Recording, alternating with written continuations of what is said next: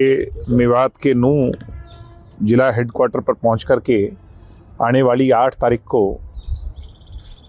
युवा योद्धा सम्मेलन जो जिला स्तर पर हो रहे हैं उसकी मेवात अगुवाई करने जा रहा है।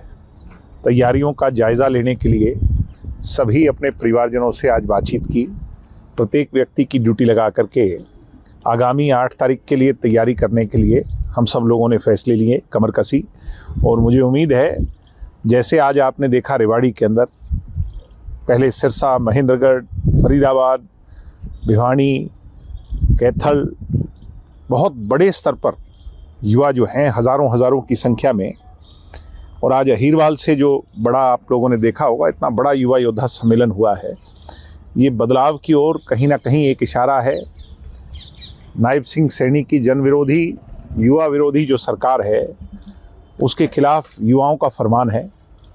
और ऐसे ही हमारे मेवात में 8 तारीख को बड़ी संख्या के अंदर मेवात का भविष्य एकत्रित हो करके नायब सिंह सैनी और बीजेपी की जड़ों को हिलाने का काम करेगा। और भविष्य में हम अपनी सोच किसान, गरीब और मज़दूर की हिमायत जिस चौधरी देवीलाल जी ने जिस प्रकार की, उसी सोच पर पैरा दे करके आने वाले समय में उनकी सोच की सरकार बना सकें, इसके लिए हम प्रतिबद्ध हैं, लगे हुए हैं। 8 तारीख को कितनी संख्या में लोग पहुँचने के लिए पता है? संख्या तो उस दिन आप मुझे बताओगे प्रोग्राम के बाद। हज़ारों की संख्या में होंगे और बड़ी संख्या में होंगे। और अन्य पार्टियां तो कहीं कोई दुकान में, कहीं कोई हॉल में, कहीं ऑडिटोरियम में प्रोग्राम कर रही है। हमने एक बड़ा फैसला लिया है कि हम अपने किसी भी सेल का प्रोग्राम, और विशेष तौर पर युवा सेल का प्रोग्राम, कहीं कमरों में बंद होकर नहीं करेंगे, खुली मंडी के शेड के नीचे करेंगे। आज आपने तस्वीरें शायद देखी नहीं है, रेवाड़ी में रैली का रूप था, ऐतिहासिक भीड़ थी, कम से कम 5-7 हज़ार आदमी थे। वैसे ही मुझे उम्मीद है कि मेवात का जो कार्यक्रम है वो भी रिकॉर्ड तोड़ेगा। मेवात तो हमारा घर है और इसका कार्यक्रम बहुत बड़ी संख्या में होगा। युवाओं में एक नई ऊर्जा है। देखो जी, मजदूरों की बात किया, बंद कर दिया, मजदूरी की कॉपियों को बंद करने का काम हो रहा है, गुलाबी पीले कार्ड काटे जा रहे हैं, वृद्धावस्था, विकलांग और विधवा पेंशन काटी जा रही है।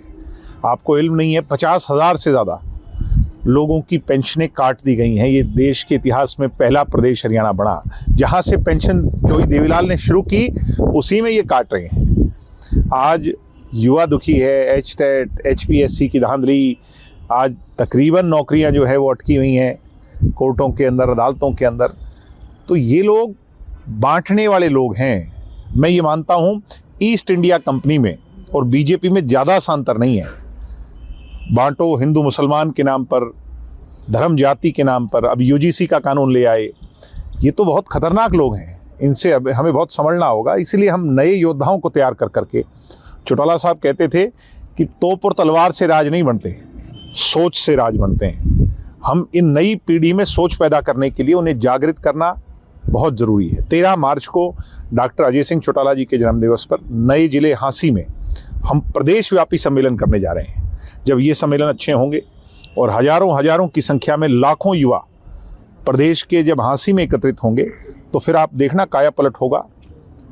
जो हमारे मुख्यमंत्री जी हैं उनको सोचना पड़ेगा कि उनकी पॉलिसीज़ जन विरोधी हैं और उसके खिलाफ प्रदेश के लोग लामबंद हैं।